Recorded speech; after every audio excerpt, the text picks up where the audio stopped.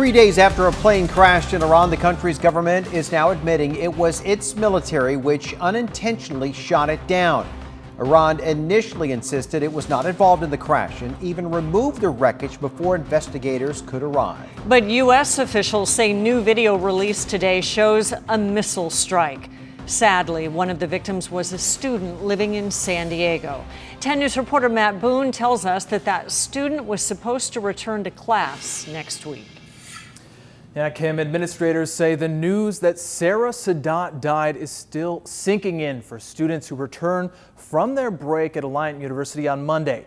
Meantime, as you said, we're hearing more from the Iranian military, calling the missile strike accidental, blaming human error. She was the sweetest person I've ever known. She was the most caring person I've ever known.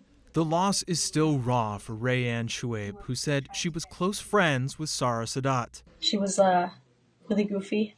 She would make me dance in the car with her and sing along to the songs. Sadat was born in Iran but had moved to Canada, coming to San Diego last fall to study at Alliant International University. But she loved it there. The campus was absolutely beautiful. She would send me pictures, trying to convince me to come. Sadat had been studying to become a clinical psychologist, which her friend says she had a natural talent for. She had a heart that was full of forgiveness, full of understanding, full of compassion, full of empathy. Administrators at Alliant broke the news to students Friday afternoon. And they themselves are still processing through the news and grief, but really we're turning on focusing how can we support our students through this. Sadat was traveling with her mother and sister, along with 173 other people Wednesday morning out of Tehran when the plane suddenly crashed after takeoff.